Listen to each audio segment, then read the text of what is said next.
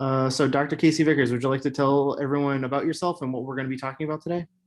Sure. So why don't I pull up my slides and I can talk. Oh, I don't have the ability to screen share. Yep. So my name is Dr. Casey Vickers. I am a clinical neuropsychology fellow here at the Cognitive Empowerment Program. And I work within the cognitive team, which means that I do a lot of cognitive training with folks and I talk a lot about brains. I see some familiar faces on the call. So those that know me know that for sure. So today I'm going to be talking through some strategies for how to improve our attention. And I'm also going to talk a little bit about what attention is and why it is so important for things like memory. So I'm going to pull up my slides. I think it's always easier to kind of see things as we're talking. But I also want people to feel really comfortable putting questions in the chat. So as I go through today, if there are things that come up or even specific situations that you're like, oh, I've noticed this and I find it really difficult to pay attention during this time, put it in the chat and we can kind of talk about it here. So I will share my screen. Let's see here. All right. So again, I'll be talking about strategies to maximize attention today. And I always like to start off by really talking about what we mean when we say attention. So attention is one of those things that we hear a lot in our daily lives, but we don't often think about really what that means. And so when I'm talking about attention, what that means is it's our ability to selectively focus or concentrate on something. So that can be a task, that can be words when you're reading. It's really kind of what your brain is focusing on at that moment. So my favorite analogy for this is to think of your attention like a flashlight. So if you think about maybe your power went out, the lights are dark, and you have a flashlight, right? So anything that flashlight lights up, that's what you're able to see and interact with in that moment. That's exactly like your brain's attention. So your attention is that flashlight. It's whatever is being touched by your focus in that moment. Now, what's really important to know about attention is that it is limited. So it's a very limited resource. We can't possibly attend to everything in our environment at the same time. So we have to kind of pick and choose what things we want to pay attention to, where we want to shine that flashlight. So I want to kind of talk through some of the different types of attention, because again, I think we kind of think of this as a really simple idea, and it's pretty complex when it comes back to our brains. So there are four main types of attention. The first type of attention is called selective attention. We also have sustained attention, divided attention, and alternating attention. Now, I'm going to talk through each of these and give you an example, still using that flashlight analogy. So both selective and sustained attention are for monotasking. So that's when we're focusing in on one thing. Divided attention and alternating attention are when we're focused on multiple things, or we have multiple things trying to pull our attention at the same time. All right, so this is a picture I pulled off the internet, but it's pretty representative of at least what my brain looks like on a daily basis. All of these to-dos and different things I'm thinking about, whether that's that I need to call someone or I need to do certain tasks. So you can think of this as kind of that attention space. So these are all of the things that are kind of pulling for your attention at any given moment. Now, when we talk about selective attention, that's when we choose to focus that flashlight on one thing. So for example, maybe today we want to clean the garage. So if I'm using selective attention, the only thing my flashlight is on that clean the garage piece. And again, this is monotasking, which just means I'm doing one thing at a time. Sustained attention is the same idea, but that's when I keep that flashlight focused there for a long time. So I might be cleaning the garage for a couple of hours, and that's really all I'm focusing on.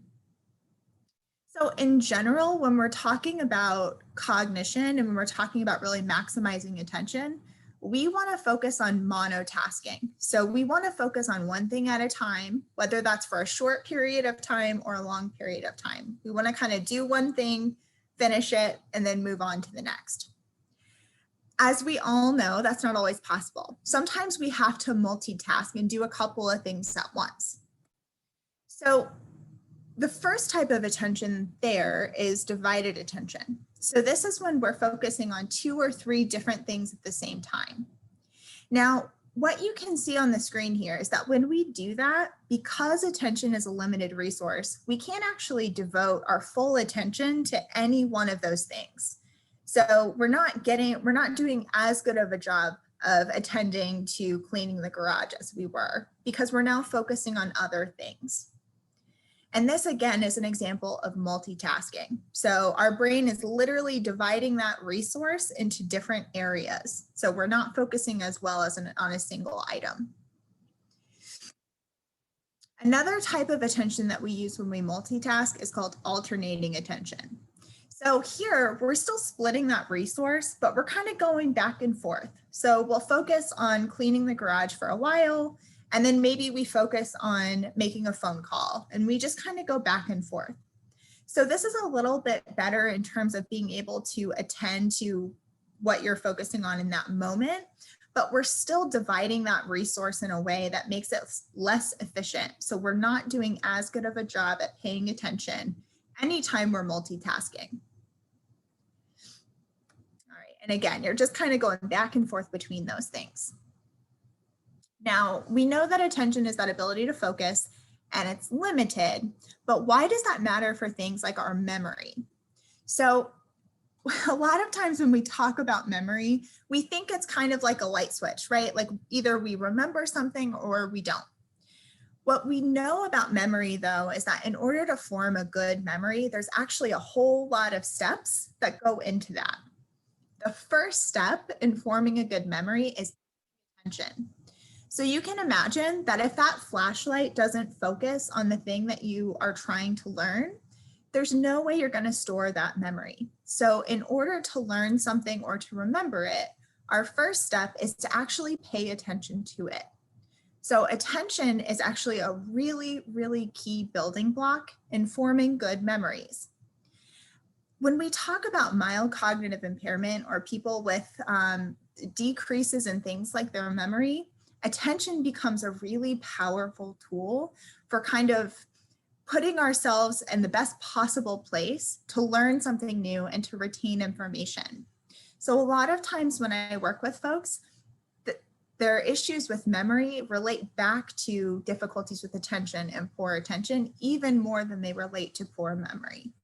So this is a really powerful tool if you are having memory difficulties. So today, I'm actually going to talk through a couple of different strategies we can use to help pay attention and to really maximize our attention. So the first strategy I'll talk about is creating an attention space. And for today, I'm going to focus a lot on kind of creating an attention space in your home, but it can apply to a lot of different areas, and I'll talk about that in a minute. The second thing that I'll talk about today are called direct strategies. So this is a group of strategies that you can use to help support attention. And before I hop into this too much, I do want to just underscore that these strategies can be used by anyone and are helpful for everyone. So as we go through, it's not that you have to have mild cognitive impairment to benefit from these strategies. Everyone benefits from these strategies. All right, so first we'll talk about creating an attention space. So I want everyone to kind of think about and kind of put themselves in the shoes of being at a family get together or a family party.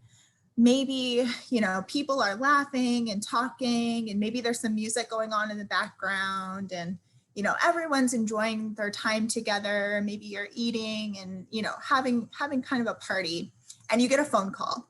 And let's say it's a really important phone call. Let's say it's the insurance company calling because they need to talk to you about a claim that you filed. And I'm sure everyone has been in a similar situation where when you get that phone call, it's really hard to kind of find a place that you're able to pay attention. So you might, go inside and try to find a place that's quiet and away from these distractions. But even while you're on the phone and you're really trying to focus, you might notice that you're hearing things in the background, or maybe you're thinking about, I want to go back and rejoin the family and do something and continue with the festivities instead of being on the phone. You might notice that you need a pad of paper and you don't have it with you. So you're trying to remember things and keep them in mind that normally you would be writing down because you weren't prepared. So this is an example of not having an attention space. So you have a really important task you're trying to do where you need to focus, and you just kind of don't have the place you need to be able to sit down and focus and have everything that you need in front of you. So a good example of an attention space is something like an office or a quiet space that you can go to where you have everything that you need. So in this picture, you can kind of imagine, maybe you're at home, you have a cup of tea, you're on your computer, and you get the same phone call. It's the insurance company and they want to discuss a claim with you. You're probably going to feel more prepared and more able to focus your attention on that phone call if you are in a space that is without distractions. Maybe you don't have people running in and out trying to talk to you. You have your notepad nearby, and you're really prepared to take that important phone call and to be able to focus your attention. So when we talk about attention spaces, what's really great is that we can actually create this in our home in a way that builds a habit so that that space becomes really devoted to paying attention and to focusing. So some of the things that we want to do when we're creating our attention space is we want this to really be a separate space in our home. We want this to be a room that is really used for those difficult activities or things that you really have to focus on. So things like an office make a lot of sense for this because we're not usually watching TV in an office or doing fun activities there that don't require our focus. We're usually in there to focus. And it's important that it's a separate space because the more that we train ourselves that when we go to that space, we're going to focus, the more our brains kind of take to that and say, okay, we're going to the office, so it's time to buckle down and really focus on what we're doing. The second thing that's really important about an attention space is to get rid of distractions. So we want to reduce distractions as much as possible. So for example, if you're going to use an office for an attention space, you probably want to make sure that there's no outside noise that's getting in. So it's not right next to like a room with a television that's always on, or you're not hearing construction sounds or things like that. You want to make sure that there's no distractions that are there all the time and that the ones that are there you can control. So for example, it's okay to have like a radio in the room, but maybe you only turn it on if you're not focusing, you're not having that focus time. The last thing that you want to do when you create an attention space is to have everything that you need. So in the example I gave earlier, maybe you need to have, a notepad or some paper around that you can really quickly access if you get an important phone call or if you want to take a note for yourself. Other ideas for things that may be important to have are things like a really comfortable chair if you're going to spend a lot of time there, or having access to coffee or tea or water to kind of wake yourself up if you need to continue to focus and really sustain your attention for a long time. So as I said, creating an attention space, when we talk about this, we're most often talking about creating an attention space in our home.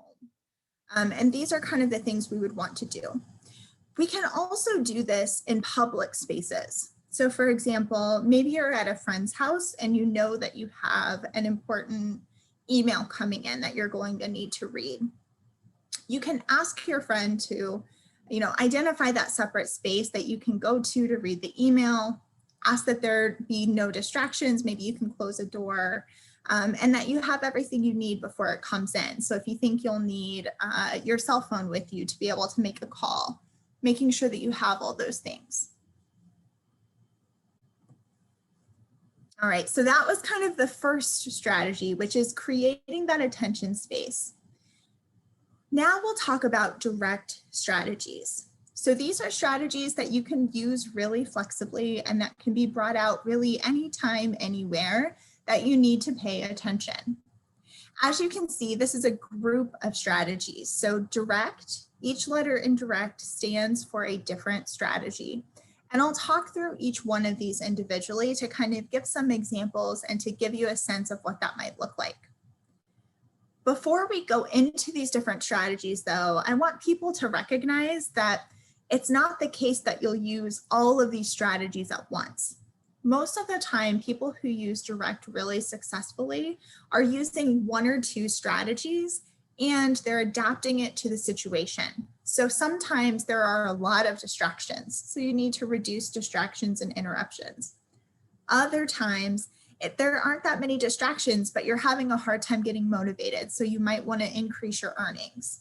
So this is a place where you kind of take what fits for a certain situation and you can leave the rest. You don't need to apply all of these at the same time. All right, so let's go through what some of these strategies mean. So the first strategy in direct is the D, which stands for reduce distractions. So distractions can be a lot of different things. These are really anything that interrupts your attention. Now, some common examples of distractions are things like loud, repetitive noises. So like construction noises, if there's construction happening outside of your house. It can also be distracting visuals. So let's say there's a TV on in the background, and even if the sound is off, you can see it moving and changing. Can be background conversations. So maybe someone in the next room is talking. And it can also be internal distractions. So it's not always our environment, but sometimes we're really worried about something, or we're not feeling that great that day, and that can be really distracting when we're trying to focus. So when it comes to distractions, we always want to reduce these distractions. So we can do that by removing or reducing the distractors. So for example, if there's a loud repetitive noise, we can turn it off if it's something like the television that's on and loud, or we can ask people to speak more quietly.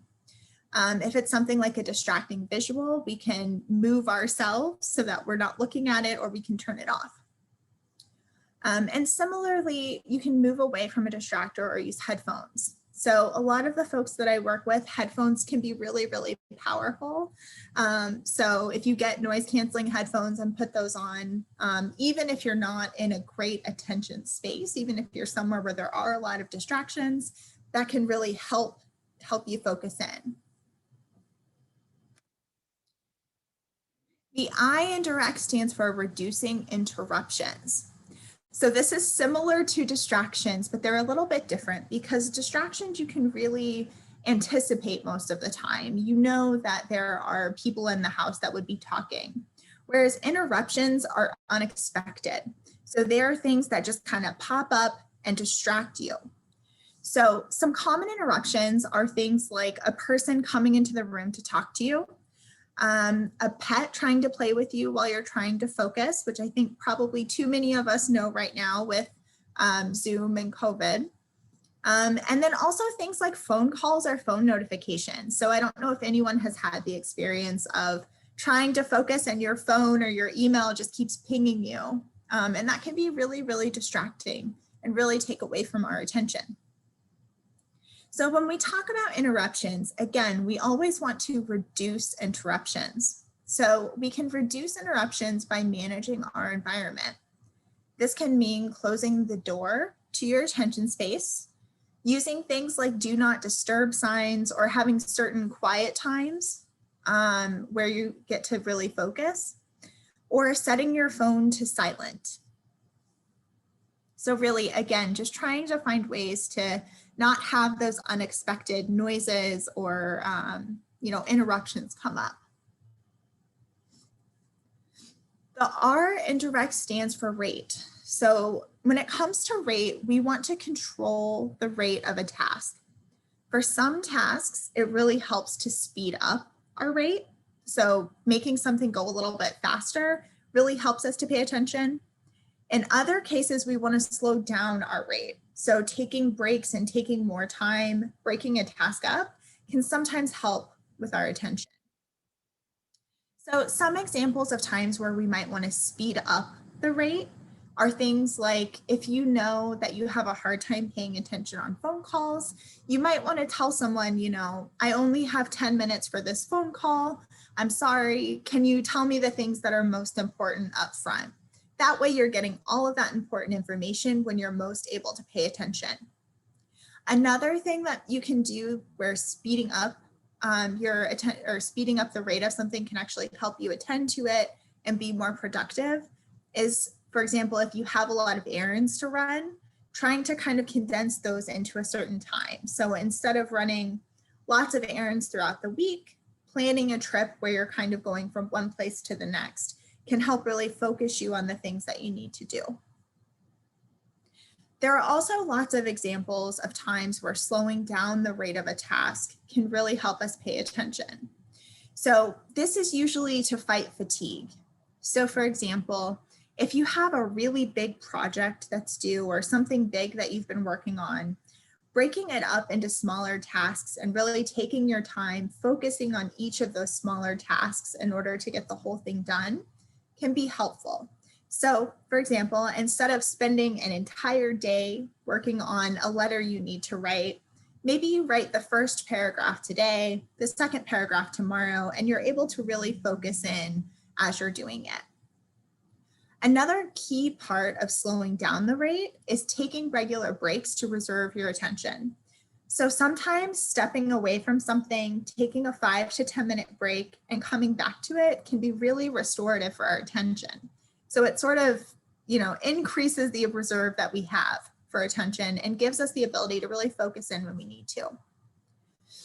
And I'll also mention here, one of the things that we often recommend to folks is something called the Pomodoro technique. If people have ever heard of this, the basic idea behind it is that you work really hard for about 25 minutes, and then you take a 5 or 10 minute break. You do that a couple of times, and then you take a longer break, like a 15 to 30 minute break. And this type of sort of pacing helps our brains to really focus in the times that we're focusing, and it gives us a higher rate of productivity across the time that we're working. All right, so the E in direct stands for increase earnings. So this one is all about rewards. If there's a reward, a benefit, or something we can earn, we tend to pay better attention to what we're doing.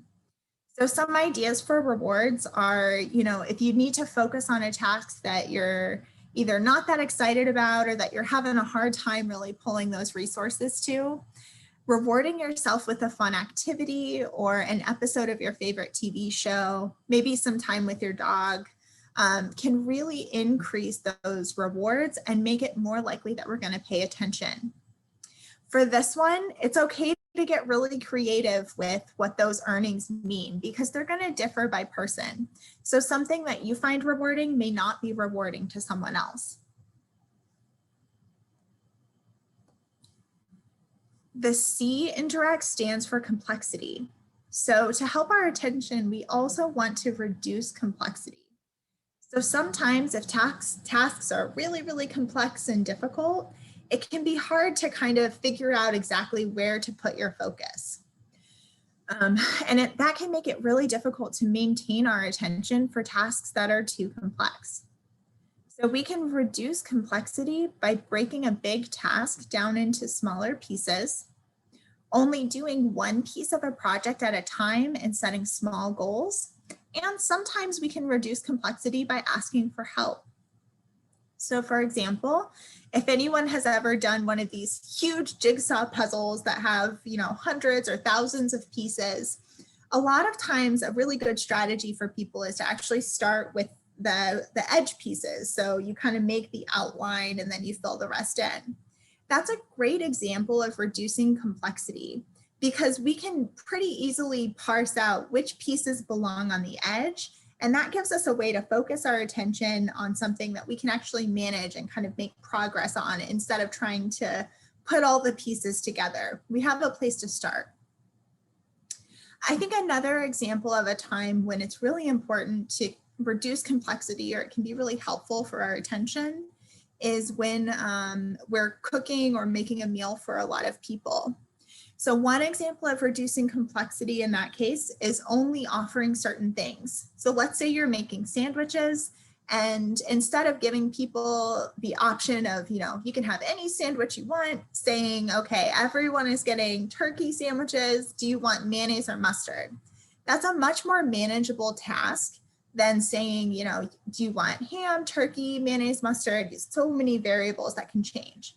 So really reducing the complexity and making something simpler can actually help us to pay attention because it feels less overwhelming and it requires less resources.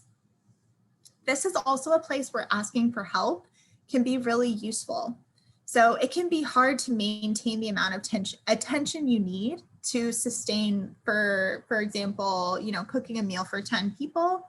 So maybe trading on and off with someone can be a helpful way to kind of reduce that complexity and sustain attention over time. All right, so the last strategy in direct probably feels really familiar for most folks, which is reducing tiredness. So we all know it's really hard to pay attention when we're feeling tired. And there are quite a few strategies we can use here. So one of the things that I always like to bring up to people, because I think it gets overlooked, is that a really powerful strategy for paying attention even when you're feeling tired is to schedule difficult or really important tasks for the time of day where you feel at your best. So most people have a time of day where they really feel at their best, whether that's morning for kind of morning people or later in the day. And so if you know you have something that you really need to pay attention to and focus on, scheduling it for that time of day that is best for you is a really powerful kind of tool to have. Another way to kind of increase attention, even when you're feeling tired, is to take regular breaks. So what I always recommend to folks is that when you're taking a break, really get away from the thing that you're working on. So go take a walk or, do something completely different and then come back to the thing that you need to focus on, because it kind of gives your brain a break, gives your body a break, and kind of gets you out of the set of what you're working on so you can come back.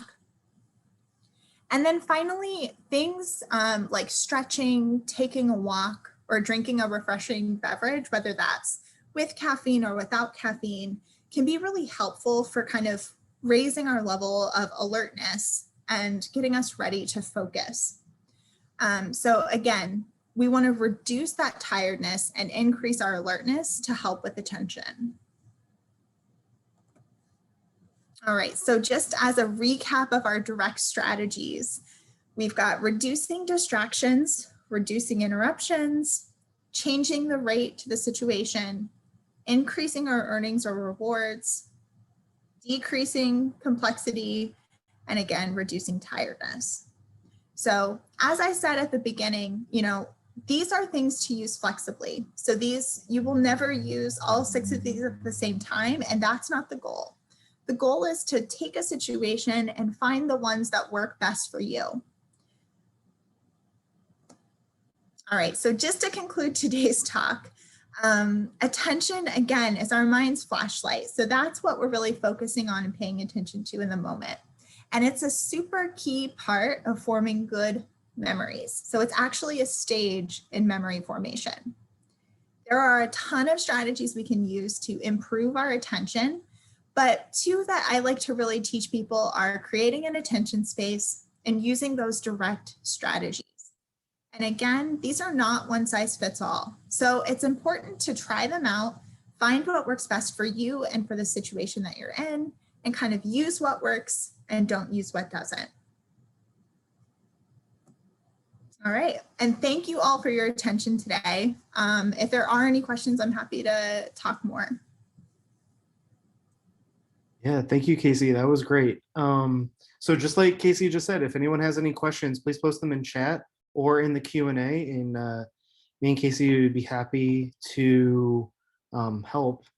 And yeah, Casey, one thing I just wanted to add, and I know you mentioned this, but it's like I really like how a number of those strategies that you talked about are really helpful for people, for really anyone. And I know that like some of those have been really helpful for me. And um, I'd be really curious to know if there's anyone out there that doesn't have a question. If you have any, do any of those recommendations work for you, or do you have any strategies for trying to keep focus and keep attention on what you're doing?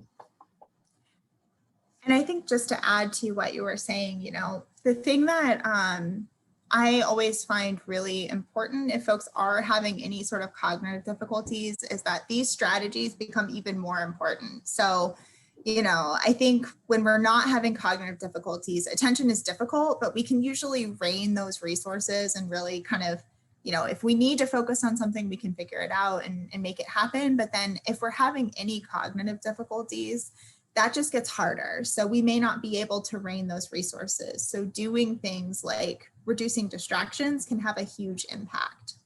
Yeah.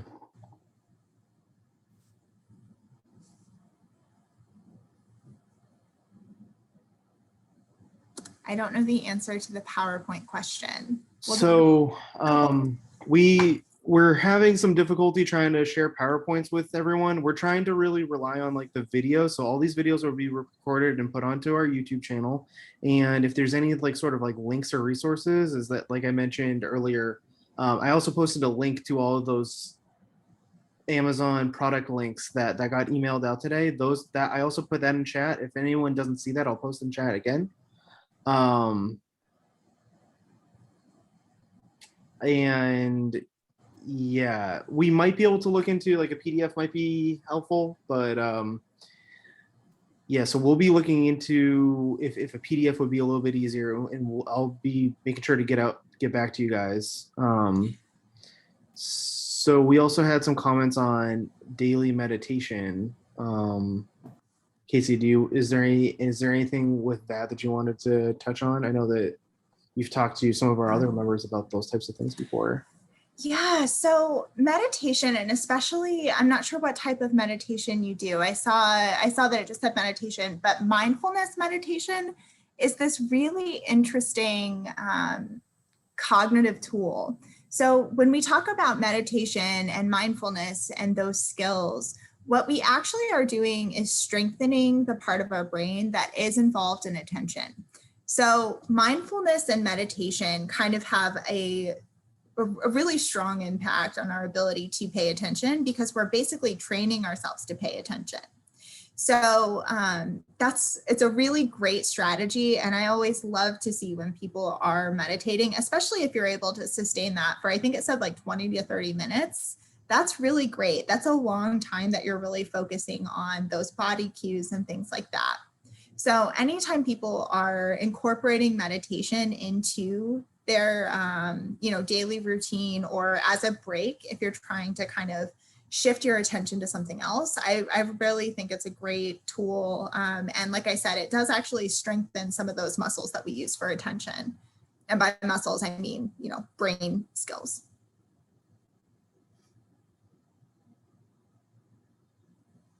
So I'm muted. It does look like there's a few mindfulness meditation fans out there. So yeah. Awesome. Love it. We also had some questions about the YouTube link and the links that we sent out. So I just posted the YouTube link again. I also posted the link for signing up for our mailing list. And then in addition, I'll post the links to the products last week. I'm going to post that again in chat.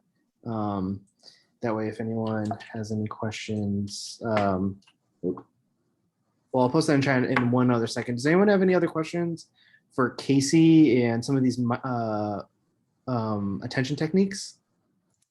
I also, I'm not sure if other things are being posted, but I also noticed someone had mentioned Tai Chi and Qigong, and exactly the same thing that I was saying about meditation, that those things can help strengthen our attention. So they can be kind of a fun way to improve our attentional skills in addition to like a nice break.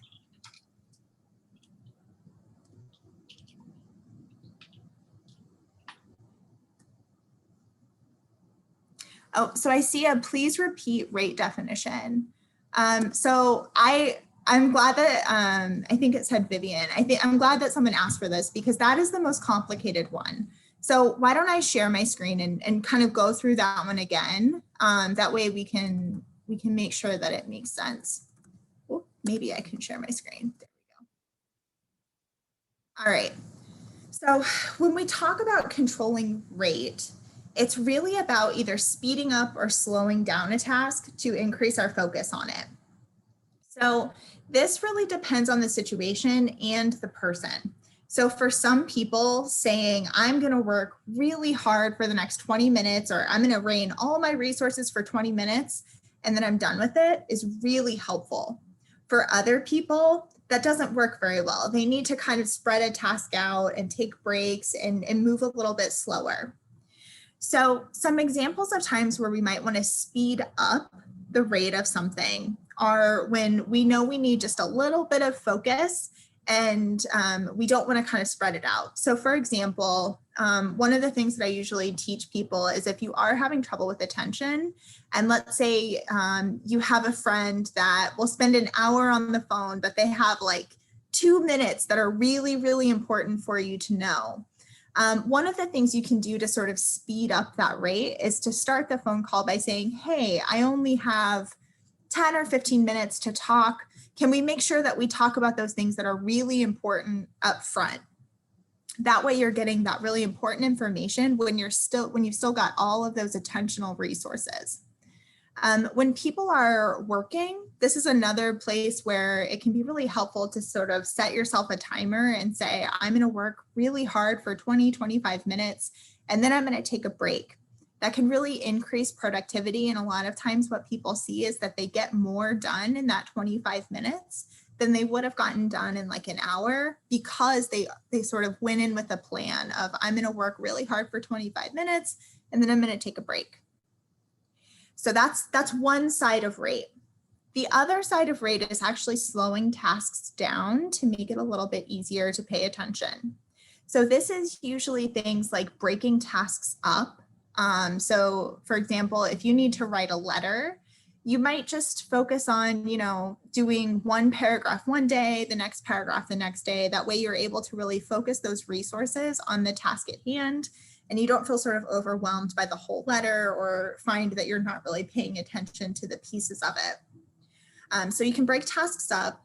The other thing that's really powerful is taking breaks. So I think a lot of times, especially if people are having cognitive difficulties, they're sort of like, I need to do this the same way I've always done it. I need to work for an hour and sit down and focus and just knock it out.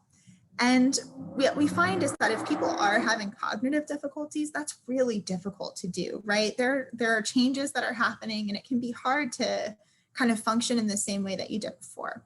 So something that can be really helpful is actually taking those regular breaks, because what that does is it sort of recharges your attention. So if you say, I'm going to work for 25 minutes, take a break, and kind of spread this out over the day, then that can be something that's helpful for some people. And again, that kind of recharges that attention.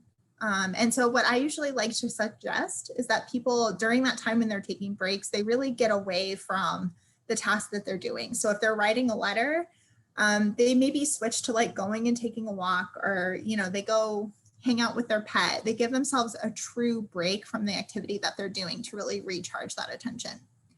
So again, rate is rate is probably the most confusing strategy because it's so dependent on the situation and the person. But I hope that helped. Yeah, that was really good, like kind of deeper dive into that one. We also have another question is we had someone say that the more that they forget, like when it becomes more frequent, that it tends to be discouraging, and they feel like the strategy can't be helpful. They were just wondering, like, well, they're asking, can this be helpful? And I'm assuming that these are, validated clinical recommendations. Mm-hmm. But do you have any recommendations on what happens when you're trying to learn like a new habit and learn like a new skill and learn new technique? Because that can be really discouraging. Do you have any tips for that?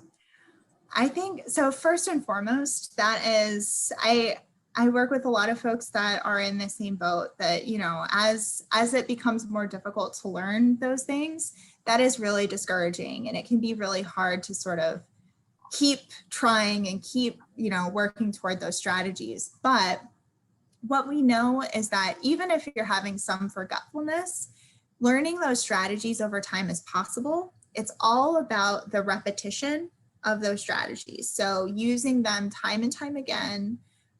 For example, if you are someone that is having memory difficulties, I would really suggest, if you're wanting to pay better attention, you are really clear about your attention space. It's very much like a separate space in your home. There's no distractions. You have headphones that you can use. You're really, really kind of going all in on those strategies, because that's going to help.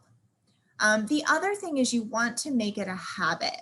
So it's not just the case that when you get an important phone call, you go to your attention space. It's any phone call. And it's not necessary. It's to build that habit of always going to that place. That way, when you get an important phone call, you're ready and you don't even have to think about it.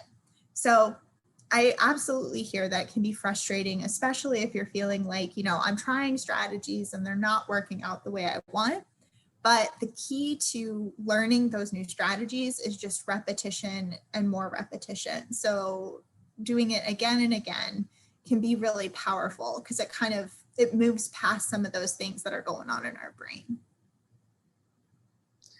We also had another question. Do you have any recommendations for people specifically with attention deficit disorder? So all of these recommendations work for folks with attention deficit disorder. Let me think if there's something that would be kind of most useful. You know, I honestly would make almost exactly the same recommendations. One of the things that I do typically recommend to folks that have attention deficit disorder is that Pomodoro technique. So that can be really useful, because you know, it kind of gives you a pace to your work. And I think that can be really helpful for folks that have attention deficit disorder. But like I said, I think any of these strategies would be helpful for folks. But if you are someone with attention deficit disorder, I would recommend looking into the Pomodoro technique. And I'll put that in the chat. That way you can see how it's spelled. One other, I'd like to also give a shout out to the Pomodoro technique. One thing that is also, I find it really helpful for, is getting over that initial momentum. Is that, has anyone ever had like a thing on their mind, and maybe you're kind of stressing about it a little bit, and you're like, oh man, it's going to take all day. Think, because the Pomodoro technique is, because it chunks up all of the work that you need to do. And okay, you're only going to work for a few minutes. It's a little bit easier to say, okay, I'm going to work really hard for the next 10 minutes. And then you kind of just start it. And then once you kind of get going, it's a little bit easier. And that's a little bit easier, I think, to kind of get going, rather than saying, oh my God, I have this giant project and I have to work on this all day. I think I personally like the Pomodoro technique for that too. It kind of helps me get going a little bit, because it's only like, I only need to do a little bit of work to get going. So. And for folks that are unfamiliar, the idea behind it is that you work for 25 minutes, take like a 5 to 10 minute break, work for 25 minutes, take a 5 to 10 minute break, and then you do that in 4 cycles. So you work for about 2 hours max, and then you take a longer break. So you take like 30 minutes to do something else. And that helps on 2 fronts, right? So it helps us sustain our attention over that 2 hours and doesn't kind of try to push it too far. But it also helps us, like you said, to get over that inertia, because you know that you're only going to be working for, you know, the 25 minutes. And, you know, when we talk about the Pomodoro technique, we're often talking about like in a workplace. So, you know, working on spreadsheets or, you know, anything that people would work on. But it also works with other things. So if you know you need to clean your house, there's no reason that you can't kind of put a timer on and say, I'm going to work for 25 minutes and then I'm going to do something else and I'm going to come back to it. And in fact, this is a strategy that I use with some of the folks in our cognitive empowerment program. If they're really having a hard time engaging with our classes and our content, is to focus really hard for, you know, 20, 25 minutes, getting away from it and then coming back. Yeah. So I think we answered the majority of the questions. If anyone has any more questions, please post them in chat. I'm trying to go through. Again, I posted the links. I posted a link to a web page, and on that web page has all of the links to the Amazon products we talked about last week. So that is on there. I also posted a link to our YouTube channel. So if you would like to watch any of these recordings. Does anyone have any other questions for Casey about attention or some of these attention techniques?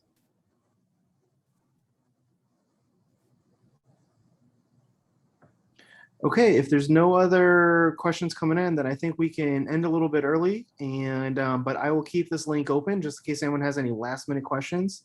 Casey, I want to thank you for joining us today, and I want to thank everyone else for coming in.